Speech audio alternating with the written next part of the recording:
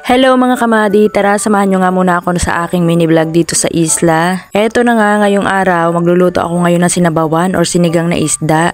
Medyo sinuswerte nga tayo ngayong araw dahil ang dami ko ngang nakuhang isda at ito ay libre lang sa akin. Eto nga rin yung kinagandahan kapag malapit ka nga nakatira sa dagat, makakalibre ka nga ng isda, makakabili ka rin ng sariwa at iyon pa ay mura mo nga lang mabibili. At dahil sasabawan ko nga yung isda, bibili muna ako ng pang-asim sa tindahan. Dito nga pala ako bibili sa tindahan ng aking bilas. Gusto ko nga sana na kalamansi yung ilalagay ko nga dun sa aking sinabawang isda. Yun nga lang yung anak ko hindi pumapayag, ang gusto talaga niya yung original daw na maasim. Pag kalamansi daw kasi yung nilagay ko, kulang daw sa asim at hindi daw niya malasahan yung talagang sabaw na maasim daw. Sa totoo nga lang kapag mga sinabawan yung ulam namin lalo ng isda, ang dami nilang nakakain at sarap na sarap talaga sila. Lalo nga yung mga isda na bibili ko ay sariwang sariwa talaga. Bibili nga lang ako dito ng pang-asim at saka sibuyas, wala kasing kamatis dito.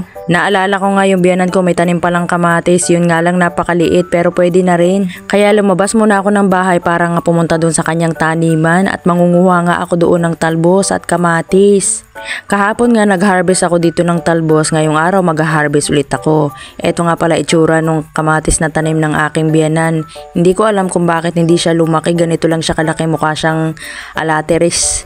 Ano sa tingin nyo, bakit hindi kaya to lumaki yung kamatis na to? Napakarami pa naman niya sanang bunga. Ito yung kinagandahan kapag may tanim kang halaman, kahit papaano makakatipid ka sa panggastos at pambili nga ng kakailanganin mo sa iyong pagluluto. Kinagandahan nga nito, pupunta ka lang sa bakuran mo, mamimitas ka lang. Minsan kumukuha ako dito, nilalaga ko lang o ini-steam ko nga lang itong talbos na to at sinasawsaw ko sa patis na may sili. At yun nga lang, yung sili ko nga palang tanim dito hindi pa nga lumalaki dahil walang ginawa yung manok kundi tukain yung kanyang sanga. Kaya yun, bansot. Ay sorry naman sa pagbanso.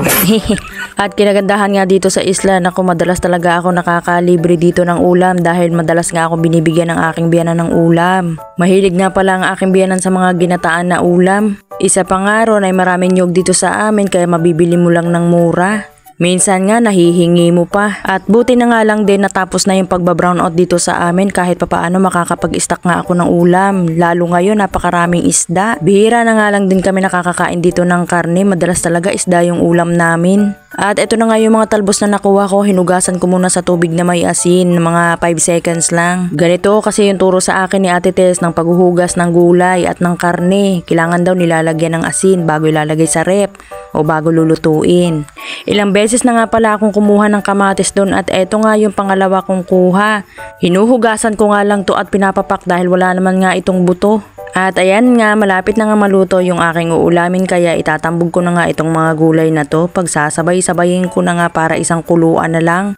Alas 10 nga ako ng umaga nagluluto dito, kasabay na nga nun yung almusal at tanghalian. Bihira lang kasi kami dito mag-almusal. Pero minsan talaga kapag marami talagang kaning naiwan sa gabi, ayan, nag-aalmusal kami kapag umaga. At para nga mas makatipid ako kapag nagluto ako ng ulam sa tanghalian, isinasamay ko na doon hanggang hapunan. Dahil ngayon nga ang ginagamit ko nga dito ngayon ay uling. Naubusan kami kasi ng gas at saka hindi mo na ako bibili ng gas ngayon dahil masyado ngang mahal. Siguro bibili na lang ako kapag nagpasukan na. Dahil marami pa naman akong stock na uling at marami pa rin akong stock na kahoy. Eto nga natapos ko na yung aking sinabawan at manananghalian na kami. Tara kain tayo mga kamadi. At kung umabot ka nga sa last part ng video na to, thank you and don't forget to like, follow na rin po and share na rin if you like my video para sa mga more video pa na aking gagawin. Thank you! Bye!